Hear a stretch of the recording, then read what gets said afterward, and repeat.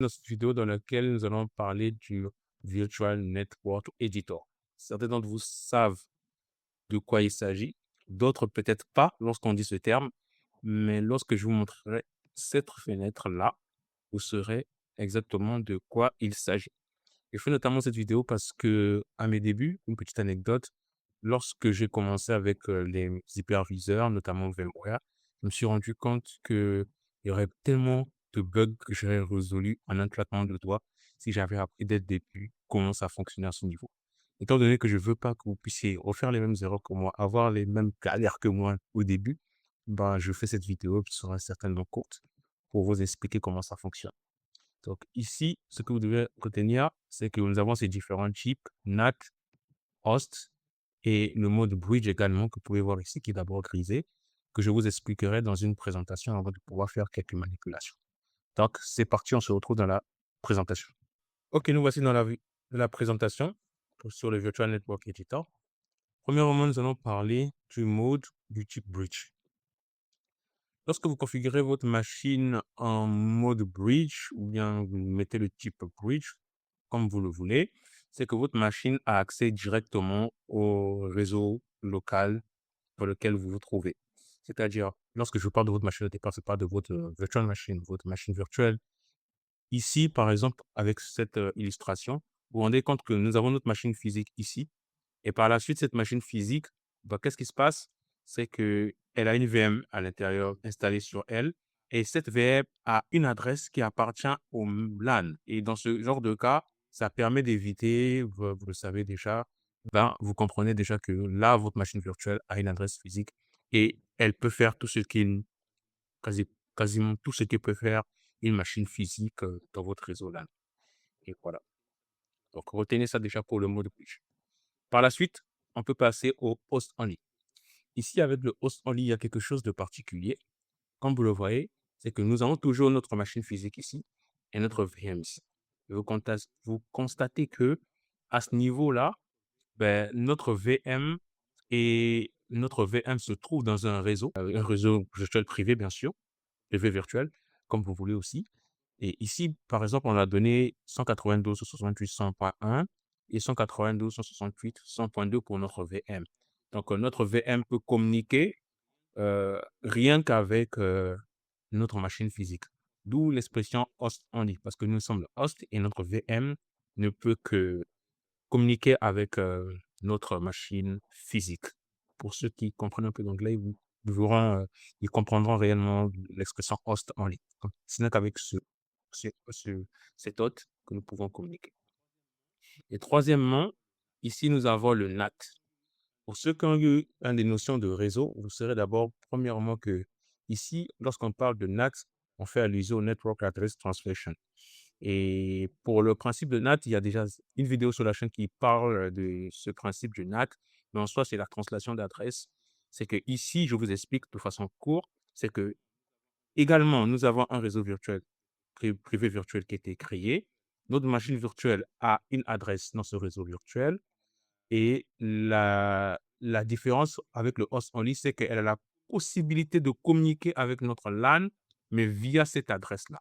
Donc, en soi, c'est que si, supposons-le, j'ai un routeur dans ce réseau-là et que je vais communiquer avec ce routeur depuis ma VM, ce qui va se passer, c'est que je vais interroger ou bien je vais peut-être faire un ping avec ce routeur en passant par cette adresse-là. Donc, du coup, le routeur, il recevra une requête, bon, un ping provenant de cette adresse-là, mais dont la source est celle-ci. Bon, comprenez plus en détail si vous voyez la vidéo sur les NAT dans lequel je vais un peu plus en profondeur. Donc, en soi, ici, c'est qu'on a la possibilité, évidemment, on a la possibilité de pouvoir atteindre notre réseau physique comme en bridge, mais on se retrouve dans un réseau privé virtuel.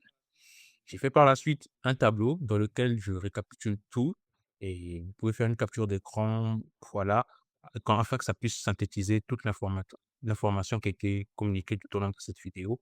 Donc, vous voyez déjà ici au niveau de l'accès du LAN et les adresses IP du LAN. Donc, la host only, est-ce qu'elle a accès au LAN? Non. Est-ce qu'elle a une adresse IP appartenant à notre réseau physique? Non plus.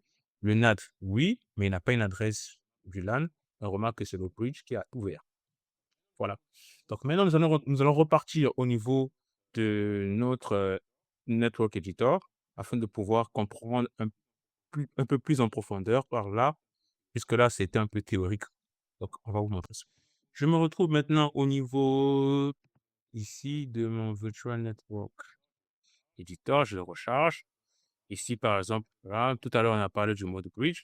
Le mode bridge, il est très simple, hein. Donc, lorsqu'on met en bridge, c'est très simple. Ici, j'ai choisi celui-ci, microprojecteur. Euh, bon, c'est pas trop parlant comme ça. On va aller ici au niveau d'une machine Windows 10. Voilà, ici. Vous allez voir qu'ici, lorsque vous créez votre machine ici, voilà, vous pouvez mettre le mode bridge, NAT, host only. Et toutes ces cartes virtuelles que vous trouvez ici, qui vous sont présentées ici, ben, c'est au niveau de notre network editor, en soi qu'elles sont créées. Donc, supposons que si pour une machine virtuelle, je la mets en bridge, ce qui va se passer en soi, c'est que bon, je prends par exemple la VM1. Bon, pour pouvoir changer, je vais arriver ici, change setting, ainsi de suite. Voilà, je vais accepter. Ça va un tout petit peu charger. Voilà. Quand je la mets en bridge, à ce niveau-là, bon, voilà ce qui se passe. Au niveau de tout ce qui concerne les configurations DHCP, on ne peut rien faire parce que là, au fait, c'est votre réseau physique, votre LAN, qui attribue l'adresse à votre machine virtuelle. En soi, ça dépend du DHCP que vous avez dans votre LAN. Maintenant, en ce qui concerne LAN étant le host only, bah, c'est le host only, quoi. Donc, c'est votre réseau privé virtuel. À ce niveau-là, bah, vous pouvez le configurer comme vous voulez. Voilà, connect has virtual, voilà, pour le use. Voilà, on s'en a approché sur DHCP. On a mis les plages, on a mis plutôt l'adresse du subnet IP, donc l'adresse de notre réseau privé virtuel ici. On a mis le masque. Je peux le changer, hein, ça dépend de moi en fonction du lab que je fais. Après, au niveau de DHCP settings, ben, on peut mettre l'adresse de début, l'adresse IP de fin. Il y a également une vidéo sur le DHCP si vous voulez la voir sur la chaîne pour plus d'approfondissement. Allez-y, je vous le conseille vivement. Donc, ici, on peut faire toutes les configurations. Tout ce qui reste à faire, c'est de pouvoir valider, ainsi de suite.